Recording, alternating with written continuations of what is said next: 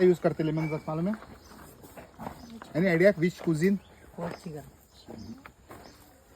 Thai cooking में, okay, Thai cooking में बहुत लेमन ग्रास, लेकिन हम इंडिया में चाय में यूज करते हैं। जो आपने वेलकम ड्रिंक पिया होता है ना, ड्राइड लेमन ग्रास अगर आप चाय में डालेंगे बिना शक्कर बिना दूध के, ये बेस्ट रेमेडी है अगर किसी को माइग्रेन हेडेक्स होता है ना उसके लिए।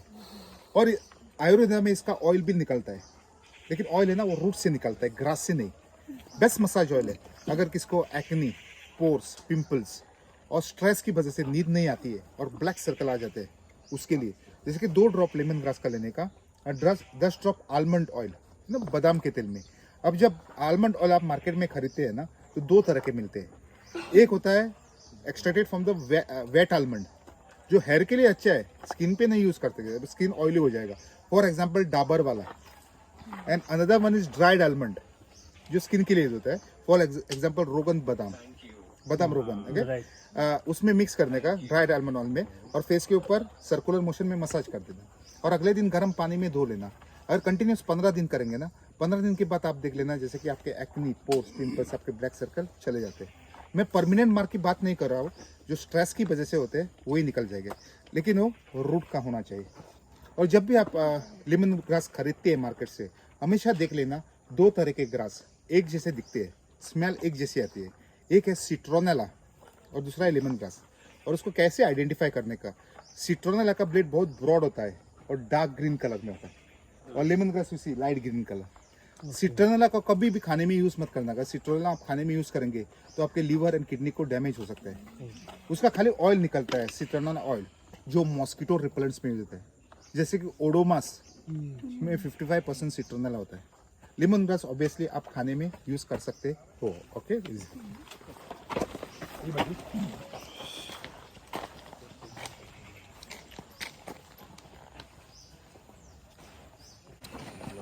ये स्पाइस है ना, बारिश के बाद वी ऑलरेडी हार्वेस्टेड, उसको ऑलरेडी निकाला हुआ है। क्लव, लविंग, लौंग आपने देखा होगा मार्केट में, वैसे मतलब मार्केट में देखा होगा वैसे ही वो पेड़ पे लगता है, ऐसे बंच में आ जाता है, ग्रीन कलर का छोटे छोटे फूल। बारिश के बाद वो येलो हो जाएगा और नीचे गिरना चालू हो जाता है, तो हमको कपड़ा डाल के उसको इकट्ठा करते हैं और धूप में सुखा देते हैं। जो डेंटिस्ट के पास जाता है ना वो बहुत फेमिलियर है। जब भी आप डेंटिस्ट के पास जाएंगे, डेंटिस्ट क्या करता है, oil of clove, not clove oil. Clove oil है ना वो पत्ते का निकलता है, और ऑयल ऑफ क्लोव करके आता है वो लौंग का निकलता है। वो आपके दांत के ऊपर डाल के आपका दांत का दर्द चला जाता है। तो आपको तो मालूम होगा, अगर रात को दांत का दर्द हो जाए, डोंट पैनिक, किचन में जाके एक लौंग लेने का, ऊपर का बॉल है ना उसको प्रेस कर देना, 5 मिनट के बाद आपका दांत का दर्द चला जाता है। लेकिन अगले दिन डेंटिस्ट के पास जाना जरूरी है, okay. And oil of clove toothpaste के अलावा बेस्ट मॉस्किटो रिपेलेंट है, लेकिन कभी इसको बदन के ऊपर यूज मत करना। अगर आप बदन के ऊपर यूज करेंगे ना तो बदन जल जाएगा। 2-3 ड्रॉप आप एरोमा लैम्प में डालेंगे और खुशबू से मच्छर सब भाग जाते हैं, लेकिन कोई उसको यूज नहीं करते क्योंकि वेरी एक्सपेंसिव है ऐसा मॉस्किटो रिपेलेंट। और जब भी आप लौंग खरीदते हैं मार्केट से, तो हमेशा ऊपर जो बॉल रहता है ना उसके साथ खरीद लेना। एंड अगर वो बॉल ब्राउन कलर का है तो ही खरीद लेना, अगर वो ब्लैक कलर का है तो मत खरीदना, क्योंकि इसका ऑयल ऑलरेडी निकाला हुआ रहता है। तो हमेशा ब्राउन कलर का होना चाहिए। गोवा में मोस्टली उसको एप्पल पाई, स्वीट राइस, आज रात को वाइन को मोल्ड करते हैं क्रिसमस ईव पे, लौंग दालचीनी डाल के, ओके, करी पत्ता। और आप लोग खाने में यूज करते होंगे, क्यों? लेकिन हर एक डिश में नहीं करते, पर्टिकुलर डिश में करते हैं, जैसे चटनी, सांबार, दाल। आप नोटिस करेंगे इन डिशों में, चटनी, सांबार, दाल में हम लोग ज्यादा करके कोकोनट यूज करते हैं, और कोकोनट में हाई फैट, हाई कोलेस्ट्रॉल रहता है, और एक करी पत्ता खाने में से कोलेस्ट्रॉल को कम करता है। तो जब भी आप कोकोनट डालेंगे ना, करी पत्ते को डालना मत भूलना। और इसको सुखाने के बाद, क्योंकि इसमें क्लोरोफिल रहता है, तो क्लोरोफिल को निकालना पड़ता है। ये बेस्ट रेमेडी है डायबिटीज के लिए। मैं जब भी डायबिटीज की बात कर रहा हूँ, नॉट टाइप 1, अगर आपके पैंक्रियाज डेड है और इंसुलिन पे आप कुछ नहीं कर सकते हो, टाइप 2 अगर पैंक्रियाज वीक और आप टैबलेट के ऊपर है, तभी 5-6 करी पत्ता first thing in the morning, सुबह उठने के बाद एम्प्टी स्टमक पे 5-6 करी पत्ता खाली च्यू कर देना और सॉलो कर देना कंटिन्यूस 3 मंथ्स।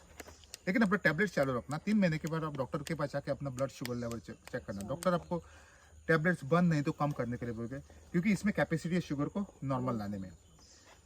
उसके बाद डायबिटीज ऐसी बीमारी है, इट इज प्रिवेंटिव, और कभी क्योर नहीं हो सकती। और कैसे प्रिवेंट करने का, 5-6 करी परिता हफ्ते में 2-3 बार खाने से आपका डायबिटीज शुगर नॉर्मल में रहता है। लेकिन इसमें क्लासिफिकेशन रहता है, हर एक चीज़ में मेल और फीमेल रहते हैं, वैसे पत्ते में भी मेल और फीमेल रहते हैं। How to identify? अब जब स्टैम्प हाथ में लेंगे ना, अभी ये स्टैम्प लिया आपने, watch the tip of a curry leaves, tip की तरफ देखना, कुछ टिप ऊपर की तरफ जा रहे हैं, राइट, और कुछ टिप नीचे की तरफ आते हैं, ये देखो।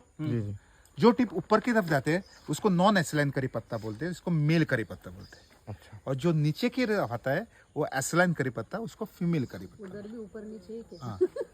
और जब भी आप डायबिटीज के लिए यूज करेंगे ना, then you have to pick the female. ये देखो, ये फीमेल है ना, इसको मैंने निकाल के सुखा के फीमेल को खाने का। फीमेल में कैपेसिटी है शुगर को नॉर्मल लाने में, मेल में नहीं होती है। दोनों खाते तो ये ड्राई हाँ, दोनों खाते तो तो 5 का एक स्टेम में 80% मेल होता है, 20% फीमेल होता है। Okay, so search it, dry it, eat it. Okay, dry करके, ड्राई करने के बाद आपको पता नहीं लगेगा कौन सा मेल है और कौन सा फीमेल है, लेकिन खाने में आप दोनों यूज कर सकते हो।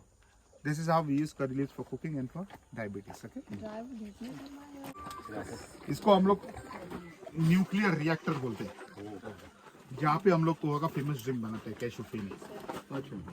दुनिया में बहुत से कंट्री है जहाँ पे कैशू लगता है, लेकिन गोवा दुनिया का एक ही जगह है जहाँ पे उसका लीगली अल्कोहल बनता है, लीगली। ये पोर्चुगीज गिफ्ट है हम लोगों के लिए, और रिसेंटली गवर्नमेंट ऑफ इंडिया ने इसको सर्टिफाइड किया as a heritage drink of Goa.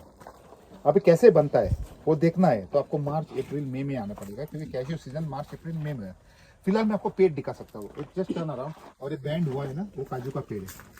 और आपने काजू फ्रूट तो देखा होगा, ऊपर एप्पल रहता है और उसके नीचे नट रहता है।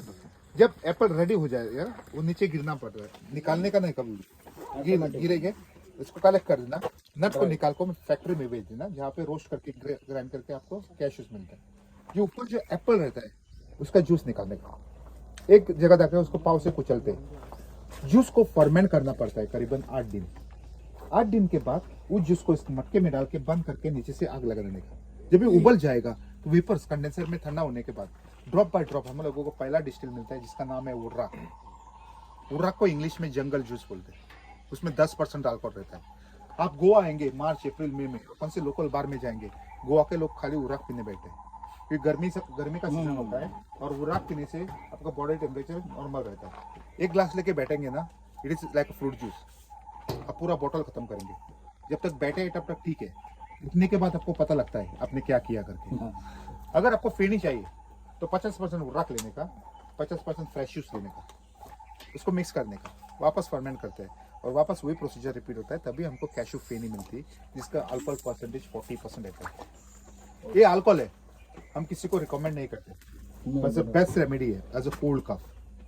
मैं जब भी कोल्ड कफ की बात कर रहा हूँ, मैं नॉर्मल कोल्ड कफ की बात कर रहा हूँ, कोविड वाली नहीं। जब हम लोग को नॉर्मल कोल्ड कफ होता है, हम डॉक्टर के पास जाके एंटीबायोटिक्स नहीं लेते। अभी हो गया। एक स्पून कैशू फेनी लेने का, उसको बर्न करने का। बर्न करने से क्या हो जाता है, अल्कोहल इवोपोरेट हो जाएगा, लेट इट कूल डाउन, थोड़ा शक्कर डालो और रात को सोने से पहले 1 स्पून लेना, कंटिन्यूस 3 दिन लेना, 3 रात लेना। चौथे दिन आप देखेंगे आपको कोल्ड कफ सब निकल जाएगा, लेकिन 1 स्पून, ग्लासेस में नहीं। ग्लासेस में लेंगे ना, then ready for take off, rocket fuel जैसा है। Okay, cashew Feni.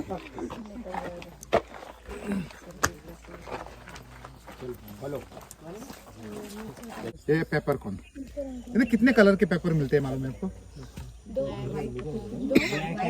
Black and white paper 4 तरह के होते हैं, green, red, white and black, और सब एक ही है, लेकिन उसको अलग अलग टाइम पे निकालना पड़ता है। फिलहाल एक ग्रीन है, अभी 2 महीने का बाद आप देखेंगे ना वो रेड कलर का हो जाएगा। अगर आपको ग्रीन नहीं तो रेड रखना है, तभी निकालने का उसको नमक के पानी में डालो 15 दिन, फिर धूप में सुखा देने का। वो ग्रीन नहीं तो रेड रह जाता है।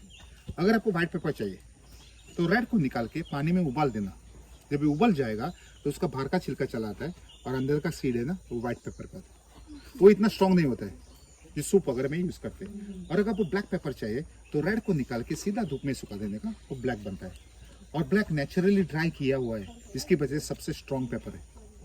जो आप लोग खाने में यूज करते होंगे ब्लैक पेपर, क्यों करते हैं? Any idea? साइंटिफिक रीजन क्या है मालूम इसका? आप नोटिस करेंगे हम लोग ज्यादा करके खाने में ऑयल यूज करते हैं, ओके, अलग अलग टाइप के ऑयल, और ज्यादा ऑयली खाने से हम लोगों को एसिडिटी का प्रॉब्लम हो जाता है, और ये ब्लैक पेपर खाने में से एसिडिटी को निकाल देता है। जब भी आप ऑयल डालेंगे ना तो ब्लैक पेपर को डालना मत भूलना। मैं जब भी ब्लैक पेपर की बात कर रहा हूँ वो ब्लैक पेपर होना चाहिए, अदरवाइज हम लोगों को बुरी आदत है उसका पाउडर बना के रखते हैं, नहीं तो पाउडर फॉर्म में लाते हैं, then you are defeating the purpose, इसका टेस्ट और प्रॉपर्टीज चले जाते हैं। पेपर को वैसे के वैसे ही रखना, और जब चाहिए तभी उसका पाउडर बनाने का। और पेपर दुनिया का पहले डिस्कवर किया हुआ मसाला है, इसकी वजह से उसको किंग ऑफ द स्पाइसेस बोलते हैं। ओके, इस पेड़ पे आपको कुछ नट दिख रहा है ऊपर, that is nutmeg, you know nutmeg, जायफल। फिलहाल छोटा 1 महीने के बाद बड़ा हो जाएगा, बाद में बीच में खुल जाता है। खुलने के बाद अंदर लाल कलर का फूल रहता है, फूल के अंदर जायफल रहता है। लाल कलर के फूल को हम लोग जावित्री बोलते हैं, मेस, जो हम लोग गरम मसाला वगैरह में यूज करते हैं। और ये जावित्री है ना, वो टीयर गैस बनाने में यूज होता है, मेस स्प्रे, पेपर स्प्रे। और जायफल आप वैसे की वैसे उसको 20 साल तक रख सकते हो, लेकिन जब उसका पाउडर बनाएंगे ना तो 2 साल के अंदर उसको यूज करना। और जायफल ये बेसिकली ड्रग है, अगर आप ज्यादा खाने में यूज करेंगे ना तो आपके मेमोरी को इफेक्ट हो सकता है, you might lose your memory. India में हम लोगों को बुरी आदत है, वो घिस के बच्चों को दे देते हैं ताकि वो सो जाए, और हमको भी सोने दो, डोंट डू इट। वो बच्चों को देते वो नियर फ्यूचर में उनके मेमोरी को इफेक्ट हो सकती है। लेकिन बेस्ट रेमेडी है गाउट प्रॉब्लम के लिए। गाउट मालूम है आपको? यूरिक एसिड का, गठिया बोलते हैं, excess of uric acid knees ankle में हम लोग डॉक्टर के पास जाके इंजेक्ट करके निकाल लेते हैं, वापस 5-6 महीने का वापस हो जाएगा। अगर आपको गाउट का प्रॉब्लम है तो पूरे जायफल का पाउडर बनाने का, उसमें लाइम जूस, जिंजर जूस, ऐसा थिक पेस्ट बनाओ, और सोने से पहले जहाँ पे प्रॉब्लम है ना वहाँ लगा देने का। किसको बेड रेस्ट चाहिए, कंटिन्यूअस 3 वीक्स 21 डेज। 21 दिन के बाद आप डॉक्टर के पास जाके वहाँ का यूरिक एसिड चेक करना, वहाँ यूरिक एसिड नहीं रहेगा, क्योंकि गर्म होने की, जायफल सबसे गर्म स्पाइस है, वहाँ के यूरिक एसिड को नॉर्मलाइज कर देता है। लेकिन खाने में आप यूज करो, ऐसे नहीं बोल रहा कि मत को यूज करो, लेकिन थोड़ा सा। गोवा में हम लोग उसको rice pudding, cakes, mash potatoes में बहुत यूज करते हैं। हम लोग खीर में यूज करते खुशबू आ रही है, थोड़ी लौंग की आ रही है, थोड़ी जायफल की आ रही है, थोड़ी स्टार एनिस बोलते हैं। स्टार है ना, 5 तरह के मसाले एक ही पेड़ में है, जिसको हम लोग ऑल स्पाइस ट्री बोलते हैं। ये और not old spice, all spice local में हम लोग उसको गरम मसाला बोलते हैं। अभी आप सोचते होंगे गरम मसाला हम लोग घर में बनाते हैं, 5 तरह के मसाले को रोस्ट करके ग्राइंड करके जो पाउडर बनता है वो गरम मसाला। एक्चुअली गरम मसाला एक ही पेड़ से आता है, ये नॉट नेटिव इंडिया का नहीं है, नेटिव है ज़ांज़ीबार मालूम है, आइलैंड अफ्रीका में। जैसे कि समर चालू होगा, इसमें ब्राउन कलर के बेरीज आ जाएंगे, छोटे छोटे पेपर जैसे, लेकिन ब्राउन कलर के होते हैं वो, और पूरे पत्ते को हम लोग निकाल देते हैं, रोस्ट करके ग्राइंड करके जो पाउडर बनता है उसको ऑल स्पाइस पाउडर बोलते हैं। अब इसमें ब्लैक पेपर नहीं रहता है, अगर आप ब्लैक पेपर डालेंगे ना तो वो गरम मसाला बनता है। लेकिन ये ऑल स्पाइस और गरम मसाला इतना स्ट्रॉन्ग होता है, जब भी आप यूज करेंगे इसको तो पिंचेस में यूज करना पड़ता है। जो हम लोग घर में बनाते हैं ना वो टीस्पून पे यूज करते हैं, राइट? अगर ये टीस्पून पे यूज करेंगे ना तो आप अपना टाइम, मनी, डिश सब खराब करके छोड़ेंगे। ओके।